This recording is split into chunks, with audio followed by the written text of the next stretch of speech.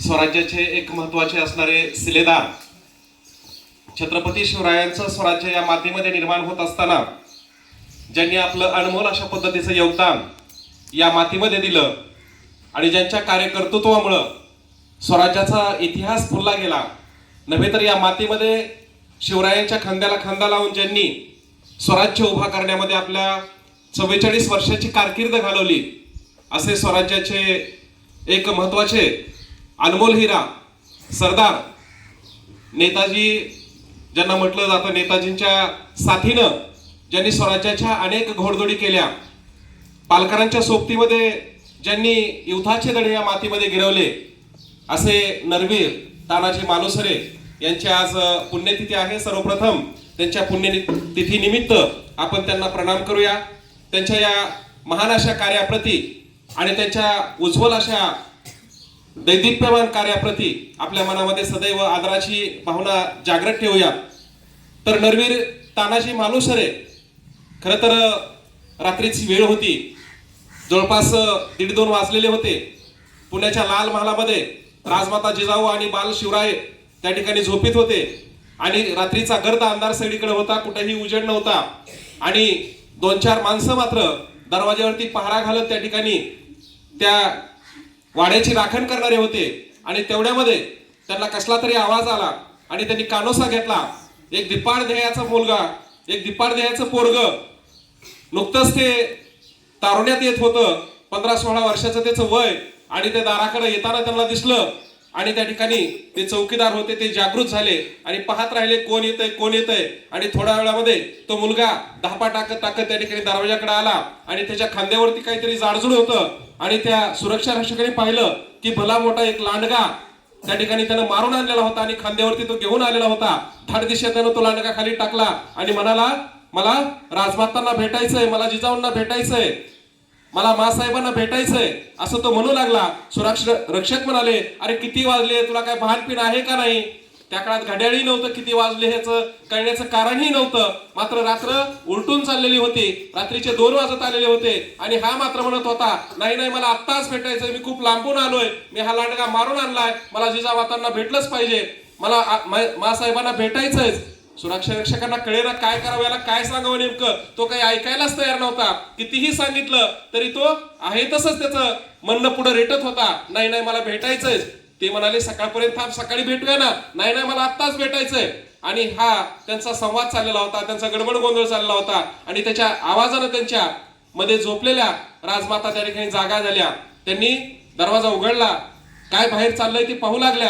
त्या बाहेर आल्या, बघतात तर काय, एक अतिशय तरुण आणि धिप्पाड ध्येयाचं पोरग दारामध्ये उभा आहे आणि त्यानं एक लांडगा मारून आणलेला होता आणि तो लांडगा समोर टाकलेला जिजामाता समोर दिसतात। त्यानं जिजामातांचे पाय धरले आणि म्हणाला, मासाहेब मासाहेब बघा, मी लांडगा मी मारून आणला, तुम्ही सांगितलं होतं ना, स्वराज्यामध्ये दौंडी पिटली होती ना, जो कोणी लांडगा मारून आणील आणि त्याचं शेपूट कापून आणील त्याला सोन्याचं कडं बक्षीस मिळणार। मासाहेब मी लांडगा मारून आणलाय। जिजामातांच्या लक्षात आलं, हे पोरग रात्रीच्या वेळेस लांडगा मारून घेऊन आलंय। कारण जिजामाता ज्या वेळेस ओसाड पडलेल्या पुण्यामध्ये आल्या, त्या पुण्यामध्ये आल्यानंतर त्या ठिकाणी शेतकऱ्यांना शेती करण्यासाठी त्यांनी प्रवर्त केलं, जिथे यवनांनी त्या ठिकाणी सगळीकडे उद्ध्वस्त पुणे करून टाकलेलं होतं, त्याच पुण्यामध्ये बाल शिवबांना घेऊन त्यांनी सोन्याचा नांगर चरवला आणि पुणे सोडून गेलेली सगळी लोक पुन्हा एकत्र येऊ लागली होती, पुण्यामध्ये राहू लागली होती आणि शेती करू लागलेली होती। मात्र शेती करता करता इथं लांडग्यांचा आणि डुकरांचा इतका हैदोस माजलेला होता की तिथली पिकच येऊ देत नव्हती। त्यामुळे शेतकऱ्याच्या समोर अनेक चिंता होते, अनेक प्रश्न होते, अरे शेती करायची कशी। आणि म्हणून जिजाऊंनी त्या परिसरातले सगळे लांडगे आणि डुकर मारण्यासाठी तरुण मुलांना एकत्र करायला सुरुवात केली होती। गावगाव दौंड्या द्यायला चालू केलं होतं आणि सांगितलं होतं, जे कोणी लांडगा मारेल त्याचं शेपूट कापून आणेल किंवा डुक्कर मारेल आणि त्याचं शेपूट कापून आणेल त्याला सोन्याचं कडं बक्षीस दिलं जाईल। बघा, राजमाता जिजाऊंच्या या पाठीमागे 2 उद्देश होते, एक तर लांडग्याचा आणि डुकरांचा बंदोबस्त व्हावा आणि दुसरा उद्देश महत्वाचा होता की लांडगे मारणारी डुकरं मारणारी तरुण पोरं, तडपदार पोरं, ताकदीची पोरं, पहिलवान पोरं, अशा पोरांचा शोध घ्यायचा आणि बाल शिवाजीच्या साथीला ती द्यायची आणि त्यांच्या जीवावरती या मातीमध्ये हिंदवी स्वराज्य साकारायचं। दूरदृष्टी कशी असते याचं ज्वलंत उदाहरण आहे। आणि म्हणूनच तानाजी सारखा पोरगा त्या ठिकाणी रात्रीच्या वेळेस त्या लांडग्याला मारून त्याचं शेपूट घेऊन यायचं, ते अख्खा लांडगाच त्या ठिकाणी घेऊन आलेला होता। आणि जिजामाता म्हणाल्या, त्याला सोन्याचं कडं देऊयात। सुरक्षा रक्षकाला सांगितलेला सोन्याचं कडं दिलं जाईल। त्यावेळेस तानाजी मालुसरे म्हणाले, छोटस पोरग म्हणालं, नाही मासाहेब मला सोन्याचा कडा नको, सोन्याच्या कड्यासाठी नाही आलो मी इथं. राजमाता जिजाऊ म्हणाले, अरे सोन्याचा कडा तुला सकाळी पण दिला असतं ना, एवढं रात्रीचं याची काय गरज होती. तो म्हणाला, मला सोन्याचा कडा नकोच, मला फक्त तुमची शब्बासकीची थाप हवी, माझ्या पाठीवरती तुमची कौतुकाची थाप हवी आणि त्यासाठी तुमच्याकडे आलोय. मला सोन्याचं कडा वगैरे नकोय, तुमची शब्बासकीची थाप म्हणजे माझ्यासाठी बक्षीस आहे. ते पोरग दुसरं तिसरं कोणी नव्हतं तर ते होते तानाजी मालुसरे. आणि या तानाजी मालुसरेंचा शोध जिजामातांना अशा पद्धतीचा लागला आणि त्या पोराला सकाळी त्याचा सत्कार करून सन्मान करून जिजामातांनी सोन्याचा कडा तर दिलंच, मात्र दुसऱ्या दिवसापासून शिवरायाचा सोबती सवंगडी म्हणून त्या ठिकाणी त्यांच्या सोबत ठेवलं. शिवरायांपेक्षा 4 वर्षांनी मोठे असणारे तानाजी मालुसरे अशा पद्धतीनं शिवरायांच्या सोबतीला लागले, त्यांचे सवंगडी बनले आणि त्यांच्या बाल लीलामध्ये त्यांचा सहभाग होता. अगदी छोट्या छोट्या गोष्टींमध्ये त्यांचं नियोजन होतं. स्वराज्याच्या उभारणीमध्ये तानाजी मालुसरेंचं फार मोठं योगदान होतं. वयाच्या 15व्या वर्षी ज्या वेळेस रायरेश्वराच्या मंदिरामध्ये त्यांनी स्वराज्य स्थापनेची शपथ घेतली, त्या शपथेमध्ये सुद्धा तानाजी मालुसरे त्यांच्या खांद्याला खांदा लावून त्या ठिकाणी उभा होते. प्रतिपच्छद्र लेखे व वर्धिष्णुता शाशिनो शिवशैषा मुद्रा भद्राय राजते, अशा पद्धतीची शपथ त्यांनी स्वराज्याची घेतली. हे स्वराज्य फुलवण्याचं स्वप्न पाहिलं आणि ते स्वप्न पाहण्यामध्ये तानाजी मालुसरे त्यांचे एक महत्वाचे शिलेदार होते, महत्वाचे सवंगडी होते, महत्वाचे साथीदार होते. एकट्या दुकट्याने जगामध्ये काही करता येत नाही. तुम्हाला काही निर्माण करायचं असेल, काही तुम्हाला पुढे न्यायचं असेल, काही अस्तित्व निर्माण करायचं असेल तर त्यासाठी सहकारी सुद्धा चांगले असावे लागतात. सहकार्याची नितांत गरज असते. शिवरायांनी अशा एका सहकार्याचा शोध घेतला होता. एक सहकारी या ठिकाणी निर्माण करत, एक सहकारी जोडत या ठिकाणी स्वराज्यासाठी शिलेदारांची फौज या ठिकाणी निर्माण होत होती. आणि याच फौजेच्या जोरावरती वयाच्या 16व्या वर्षी ज्यावेळेस तोरणा किल्ला जिंकला, तो तोरणा किल्ला जिंकण्यामध्ये तानाजी मालुसरे यांचा सिंहाचा वाटा होता. अनेक मोहिमा शिवरायांनी आयुष्यामध्ये आखल्या. प्रत्येक मोहिमेमध्ये तानाजी मालुसरे या ठिकाणी शिवरायांसाठी या ठिकाणी आपलं सर्वोच्च योगदान देत होते. अनेक लढायांमध्ये त्यांचं महत्वपूर्ण योगदान होतं. शिवरायांनी एखादं काम सांगितलं आणि तानाजींनी ते केलं नाही असं कधीच इतिहासामध्ये झालं नाही. आणि ज्यावेळेस पुरंदरचा वेढा पडला गेला, हा पुरंदरचा वेढा पडल्यानंतर मात्र स्वराज्य हादरलं गेलं. कारण मिर्झा राजा जयसिंग राठोड आणि दिलेर खानासारखे दिप्पाड ध्येयाचे आणि प्रचंड फौज घेऊन आलेले निवेदनबद्ध अत्यंत पराक्रमी आणि कुशल आणि तितक्याच कुशाग्र बुद्धिमत्तेचे शत्रू आतापर्यंत शिवरायाच्या कधी वाट्याला आले नव्हते. मुघलांशी हा पहिला संघर्ष होता. हिंदुस्थानचं सगळं साम्राज्य ज्या मुघलांकडे होतं त्या औरंगजेबाचे हे सरदार होते. मिर्झा राजा जयसिंग राठोड म्हणजे राजपूत राजा, दिलेर खान म्हणजे अफगाणिस्तानचा तो सरसेनापती. त्यांच्याशी लढा देणं ही काही साधी गोष्ट नव्हती. आणि ज्यावेळेस तिथं आपले पुरंदर लढवता मुरारजी देशपांडे त्या ठिकाणी धारात कोसळले, त्यावेळेस तह करावा लागला. त्या तहामध्ये सुद्धा तानाजी मालुसरेंनी अत्यंत मोलाची भूमिका बजावली, महत्वाची भूमिका बजावली आणि तो तह यशस्वीपणे करावा लागला. मात्र याच तहामध्ये हा तह करत असताना शिवरायांना जे 23 किल्ले आणि त्या 23 किल्ल्याच्या खालचा 4 लाखहून एवढा मोठा प्रदेश द्यावा लागला. त्यामुळे ते अत्यंत दुःखी होते, खिन्न होते. त्यांना आग्र्याला जावं लागलं. आग्र्याच्या भेटीमध्ये औरंगजेबाची भेट होऊन त्यानंतर तिथून निष्ठून कसे आलं तो सविस्तर इतिहास आपल्या सगळ्यांना माहितच आहे. मात्र परत आल्यानंतर सुद्धा जिजाऊंचं लक्ष राजगडावरून सारखं त्या एका किल्ल्याकडे जायचं. त्याचं नाव होतं सिंहगड. हा सिंहगड जिजामातांचा आवडता किल्ला होता. ज्यावेळेस शिवरायांनी तह केला, 23 किल्ले दिले गेले. त्या 23 किल्ल्यामध्ये नाईलाजानं सिंहगड सुद्धा पुण्याच्या जवळचा द्यावा लागला होता. अगदी लहानपणापासून शिवराय या किल्ल्यावरती बागडले होते, खेळले होते आणि तो किल्ला मुघलांच्या ताब्यात गेल्यानंतर प्रचंड वेदना शिवरायांच्या मनाला होत होत्या. त्या किल्ल्याचे सरदार ज्यावेळेस शिवराय त्या ठिकाणी गेले आणि त्या ठिकाणचा भगवा ध्वज त्यांना खाली उतरावा लागला, तो ध्वज उतरताना शिवरायांना अत्यंत वेदना होत होत्या, मनाला प्रचंड दुःख होत होतं. अरे हा माझा आवडता किल्ला, ज्या किल्ल्यावर बालपणी मी खेळलो, बागडलो, पुण्याच्या जवळ मी किल्ल्याचं अनेकदा दर्शन घेतलं, या किल्ल्यावरून स्वराज्याची स्वप्न पाहिली, तो किल्ला मुघलांकडे जातो आहे. नाही, हा माझा आवडता किल्ला हा मुघलांकडे असता कामा नये. इथला ध्वज उतरताना त्यांना प्रचंड वेदना होत होत्या आणि त्या क्षणी त्यांनी निर्णय घेतला होता. आपली पादत्राणं शिवरायांनी त्या किल्ल्यावर सोडली होती आणि ठरवलं होतं मी लवकरात लवकर हा किल्ला परत मिळवेल. परंतु 4-5 वर्षाचा कालावधी लोटला होता. 1666 ला ते आग्र्याला गेले, 1670 ला परत आले. 4 वर्षाचा बघता कालावधी लोटला होता. त्या किल्ल्यावर फडकणारा मोगलांचा ध्वज, त्या ठिकाणी जिजाऊंचे डोळे त्या ठिकाणी त्या किल्ल्याकडे असायचे. तो ध्वज त्यांना सारखा डोळ्यामध्ये खुपायचा. अरे हा किल्ला स्वराज्यामध्ये शिवबा असला पाहिजे. अरे आईचा आदेश आहे, हे स्वराज्य निर्माण केलं शिवरायांनी. आईचे आदेश असतो, आईच्या इच्छा असतो. आईची इच्छा म्हणजे जगातली सर्वोच्च इच्छा. आईच्या स्वप्नासाठी आपण जगलं पाहिजे आणि आईची स्वप्न आपण पूर्ण केली पाहिजेत. हे शिवरायांकडून आपण शिकलं पाहिजे. शिवरायांची शिवरायांची सुद्धा आईची ती इच्छा पूर्ण करण्याचा त्यांचा मानस होता आणि जिजाऊने त्या किल्ल्याकडे खुणावलं होतं. तो किल्ला आपल्या स्वराज्यामध्ये परत आला पाहिजे. आणि मग सिंहगड घेण्याची मोहीम त्या ठिकाणी सुरू झाली. शिवराय तयारीला लागले, हा किल्ला आपण जिंकायचा. शिवरायाकडे अनेक सरदार होते, सुरवीर सरदार होते, मावळे होते. मात्र शिवरायांना तो किल्ला त्या ठिकाणी जिंकून घेण्यासाठी कोणाची निवड करावी असा प्रश्न होता. शेवटी शिवरायांनी ठरवलं आपण स्वतःच जावं आणि तो किल्ला जिंकून घ्यावा. कारण हा किल्ला जिंकणं काही साधं सोपं नव्हतं. त्या किल्ल्यावरती होता राजपूत सरदार असणारा जयसिंग राठोड. जयसिंग राठोड म्हणजे अत्यंत पराक्रमी, अत्यंत सुरवीर, तितकाच कुशाग्र बुद्धीचा. तो योजना आखण्यात तितका तरबेज होता. त्यानं अनेक महत्वाच्या तोफा सुद्धा तिथं आणून ठेवलेल्या होत्या. त्या किल्ल्यावरून 4-4 किलोमीटर मारा करणाऱ्या तोफा त्या किल्ल्यावरती आणून ठेवल्या होत्या. आणि त्यामुळं नागिन नावाची तोफ तर इतकी त्या ठिकाणची प्रचंड विचित्र होती, तिच्या पुढे कुणाचा टिकाव लागणं त्या ठिकाणी अशक्य होतं. आणि म्हणून हा किल्ला स्वराज्यात आणणं एक प्रचंड मोठं आव्हान होतं. मुघलशाहीला दिलेलं ते एक प्रचंड मोठं आव्हान होतं. आणि हा किल्ला कसा स्वराज्यात आणायचा याची मोहीम शिवराय आखत होते. आणि तेवढ्यातच त्यांचे बालपणीचे असणारे मित्र सवगडी तानाजी मालुसरे आपल्या मुलाच्या लग्नाची पत्रिका घेऊन त्या ठिकाणी आलेले होते. सोबत होते सूर्याजी मालुसरे त्यांचे लहान बंधू. आणि त्या ठिकाणी लग्नाची पत्रिका घेऊन आले. महाराजांना पत्रिका दिली आणि सांगितलं महाराज रायबाचं लग्न ठरलंय, आपण या तारखेला लग्नासाठी स्वतः हजर राहावं. शिवरायांनी पत्रिका पाहिली, वाचली आणि शिवराय म्हणाले नाही तानाजी, तुम्ही रायबाचं लग्न उरकून घ्या, मला नाही लग्नाला येता येणार. कारण आम्ही कोंढाण्याच्या स्वारीवर जातो आहोत, आम्ही सिंहगडाच्या स्वारीवरती जातो आहोत.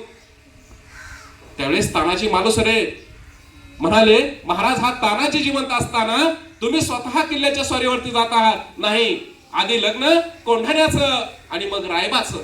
आपल्या पोराचं लग्न बाजूला ठेवून या ठिकाणी स्वराज्याच्या त्या किल्ल्याला जिंकण्यासाठी तानाजी मालुसरे सज्ज झाले. पोराचं लग्न त्यांनी बाजूला ठेवलं आणि युद्धाच्या तयारीला लागले, लढाईच्या तयारीला लागले. अरे स्वराज्यामध्ये इतके माणसंच होते कुठून? किल्ल्यावरती 1,500ची मोगली फौज होती, अत्यंत निष्णात असणारी फौज. किल्ला अत्यंत कठीण, चारी बाजूनी त्या ठिकाणी त्या ठिकाणी सैनिकाचा पेहराव होता. आणि हा किल्ला जिंकायचा कसा योजना आखायला सुरुवात झाली. तानाजी मालुसरे म्हणजे योजना आखण्यात अत्यंत निष्णात. छोट्या छोट्या मोहिमा आखायच्या आणि त्या यशस्वीरित्या नियोजन करायचं आणि त्या योजना त्या ठिकाणी फत्ते करायच्या. आजपर्यंतचा तानाजी मालुसरेंचा आहे इतिहास.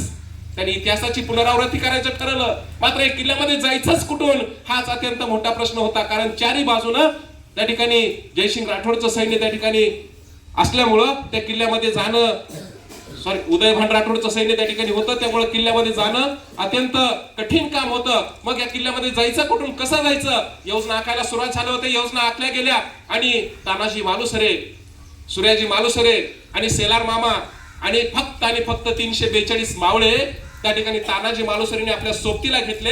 आणि अत्यंत कठीण, जिथं फक्त वाऱ्याला जाता येतं, जिथं फक्त पक्ष्यांना जाता येतं, अशा कठीण वाटेनं सरळ असणारा दगडी असा कडा, उंचची उंच जवळपास आपण तिथं वर पाहिलं तर आपले डोळे विस्फारावेत, वरून खाली पाहिलं तर आपल्याला प्रचंड भीती वाटावी. वाऱ्याचा वेग आज सुद्धा तिथं प्रचंड नुसता वाराच वाहताना दिसतो. वाऱ्याचा आवाज आपल्या कानावरती पडतो. दुसरं तिसरं खाली दरीत पण आपल्याला काही दिसत नाही. अशा कठीण मार्गानं जिथं सैन्य त्या ठिकाणी पेहराव घालत नाही, कारण सैन्याला माहितीये त्या ठिकाणी उदयभानला पण माहित होतं की इथून कुणी चढूच शकत नाही. अशा ठिकाणी तानाजी मालुसरे यांनी काय केलं, सैन्याचे 2 गट केले. एक गट आपल्या सोबतीला घेतला आणि त्या कठीण कड्यावरून त्या ठिकाणी दावं बांधून त्या ठिकाणी वर चढण्याचा प्रयत्न केला. काही इतिहासामध्ये आपल्याला यशवंती नावाची घोरपडीवर चढवली, तिला द्वारा बांधला आणि वर चढले असं दाखवलं गेले. मात्र त्यांनी त्या ठिकाणी एक रस्सी बांधली गेली. त्या रस्सीला लोंबकळत त्या दगडावर कसा तरी आधार घेत सैनिक वरती चढू लागले. आणि जवळपास 100-125 मावळे स्वतःच्या सोबतीला घेऊन दुसरे मावळे, जी दुसरी गट होती, दुसरी तुकडी होती, ते आपल्या भावाकडे सूर्याजीकडे देऊन ती पश्चिम दाराकडं, ज्या ठिकाणी महत्वाचा दरवाजा होता त्या महादरवाजाकडे ठेवली गेली. आम्ही दोरीवरून वर चढतो, किल्ल्यात येतो आणि आम्ही महादरवाजा उघडतो, तुम्ही त्या बाजूने किल्ल्यामध्ये घुसा आणि आपण काय करूया, शत्रूचा पराभव करूया. अशा पद्धतीची व्यूहरचना आखली गेली. अंधारी रात्र होती, सगळीकडे अंधार होता, अगदी शेजारचा माणूस पण दिसत नव्हता. अशा अंधारामध्ये तानाजी मालुसरे आणि सुरवीर मावळे या ठिकाणी किल्ला जिंकण्यासाठी सज्ज झाले. या ठिकाणी उदयभान त्या ठिकाणी नाच गाण्यामध्ये दंग होता आणि किल्ल्यामध्ये नाच गाणं चाललं होतं. अशा अंधाऱ्या रात्री आणि एवढ्या मध्यरात्री हल्ला व्हायला कोणाच्या डोक्यात पण नव्हतं. मात्र सुरवीर मावळे त्या ठिकाणी किल्ल्यामध्ये चढू लागले. भरभर त्या दगडावरून इतक्या उंचावर ते चढले गेले, किल्ल्यामध्ये आले गेले, शत्रूच्या सैनिकांना चाहूल लागले गेले आणि एकच हल्ला कल्लोळ त्या ठिकाणी माजला गेला, सगळीकडे हाहाकार माजला गेला आणि शिवरायांच्या सुरवीर मावळ्यांनी शत्रूच्या फौजेला कापायला सुरुवात केली. जवळपास 1,500 सैनिक किल्ल्यामध्ये होते. 1,500 विरुद्ध 342 ही लढाई या ठिकाणी सुरू झालेली होती. मात्र मावळे प्राणपणाने या ठिकाणी लढत होते. एक मावळा 4-4, 5-5 मावळ्यांना कापत होता. मावळे या ठिकाणी जिंकताना दिसत होते आणि काही जण किल्ल्याच्या दरवाजाकडे गेले. त्या ठिकाणी किल्ल्याचा दरवाजा उघडला गेला आणि त्या ठिकाणी सूर्याजी आणि बाकीचे मावळे सुद्धा किल्ल्यामध्ये आले. मोठ्या लढाईला सुरुवात झाली होती. उदयभान त्या ठिकाणी तलवार घेऊन तानाजींच्या समोर उभा राहिला. दोघांमध्ये घनघोर लढायला सुरुवात झाली गेली. इतकी प्रचंड लढाई इतिहासामध्ये कोणी पाहिली नसेल. दोन अतिशय शूरवीर आणि पराक्रमी एकमेकावर तुटून पडत होते. दोघे इतके कुशलतेने लढत होते की आता कोण जिंकतं आणि कोण मरतं असा प्रश्न त्या ठिकाणी होता. दोघेही एकमेकावर वार करत होते. एवढ्यामध्ये घात झाला. तानाजीच्या हातामध्ये असणारी ढाल तलवारीच्या एका घावासरसर तुटली गेली. तिचे 2 तुकडे झाले गेले. तरी सुद्धा त्यांनी आपला शेला आपल्या हाताला गुंडाळला गेला आणि तलवारीचे वार आपल्या हातावरती ती झेलत होते. सगळा हात रक्त बंबाळ झाला होता. ठिकठिकाणून अंगातून रक्त येत होतं. उदयभान सुद्धा तानाजीच्या घावाने या ठिकाणी जखमी झालेले होता आणि काही वेळानं त्या ठिकाणी दोघेही त्या ठिकाणी मूर्छित पडले गेले. दोघेही मूर्छित पडून त्या ठिकाणी दोघेही खाली पडले गेले. तानाजींचा हात त्या ठिकाणी बराचसा त्या जखमा होऊन तुटलेला होता आणि अशा या परिस्थितीमध्ये आपला सरदार पडला आहे, आपला नेता पडला आहे हे पाहताच बाकीचे मावळे या ठिकाणी किल्ल्यावरून पळून जाऊ लागले आणि जिथं दोर बांधला होता त्या दोरावरून खाली उतरायचा प्रयत्न करू लागले. तेवढ्यात सूर्याजी मालुसरे पुढे आले आणि आपला भाऊ पडला हे त्यांनी पाहिलं आणि सगळ्या पळून जाणाऱ्या मावळ्यांना सांगितलं, तुमचा बाप इथं मरून पडला असताना अरे पळताय कुठं भागोबाई सारखे, मी किल्ल्यावरचा दोर कधीच कापून टाकलाय. एक तर किल्ल्यावर उड्या मारा आणि मरा, नाही तर शत्रूशी लढा आणि लढता लढता मरा. सूर्याजीच्या या शब्दांनी परत एकदा मावळ्यांना स्फुरण आलं गेलं. परत एकदा मावळे लढाईसाठी सज्ज झाले. सगळे लढायला तयार झाले. परत एकदा त्वेषाची लढाई चालू झाली गेली. उदयभान राठोड मारला गेला. त्याचबरोबर अनेक मावळे त्या ठिकाणचे त्वेषानं लढू लागले आणि शत्रूच्या सैन्याला कापू लागले. बघता बघता काही तासाच्या या लढाईमध्ये मावळे जिंकले गेले. किल्ला ताब्यामध्ये आला गेला. किल्ला जिंकला गेला. या ठिकाणी कोंढाणा ताब्यामध्ये आला. मात्र हा किल्ला लढवताना सिंहासारखा आमचा तानाजी मात्र खाली कोसळला गेला. शिवराय आणि जिजामातांचे डोळे या ठिकाणी किल्ल्याकडे लागले होते. केव्हा एकदा तोफेचा आवाज होतो, केव्हा एकदा किल्ल्यावरची गंज त्या ठिकाणी जाळली जाते आणि त्याचा पांढरा धूर आपल्याला शुभ संकेत देतो.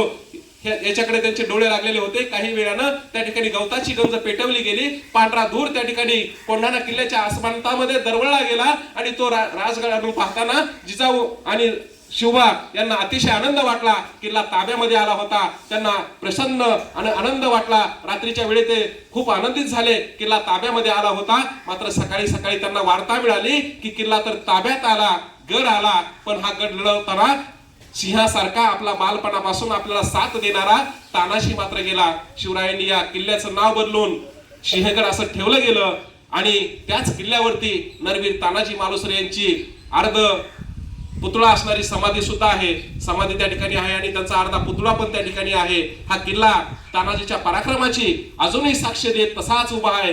या किल्ल्यानं तानाजी सारख्या अत्यंत पराक्रमी असणाऱ्या शिवरायांच्या सरदाराचं स्मरण सदैव इतिहासामध्ये जागृत ठेवलेलं आहे. आपण अशा पराक्रमी आणि महान शिवरायांच्या या सुरवीर मावळ्याला आणि सरदारांना आपण नमन करूया. त्यांच्या पुण्यतिथी निमित्त आपण त्यांच्या स्मृती नेहमी आपल्या मनामध्ये जागृत ठेवूया. स्वराज्य उभं राहिलं अशा बलिदानांमुळं, स्वराज्य उभं राहिलं अशा सुरवीर आणि पराक्रमी या मावळ्यांमुळं. म्हणूनच या ठिकाणी या मातीमध्ये इतिहास निर्माण होऊ शकला. कारण अशी जीवाला जीव देणारी माणसं शिवरायांकडे होती. आज तानाजी मालुसरेंच्या पवित्र समृद्धीच्या रूपानं आपण त्यांचं स्मरण केलेलं आहे. नक्कीच या ठिकाणी तानाजींचं हे स्मरण आपल्याला स्फूर्ती देणार आहे, प्रेरणा देणार आहे. परत एकदा त्यांच्या या महान कार्याप्रती आपण आदरपूर्वक त्यांच्या पुढे नतमस्तक होऊया आणि थांबूया. जय हिंद, जय शिवराय.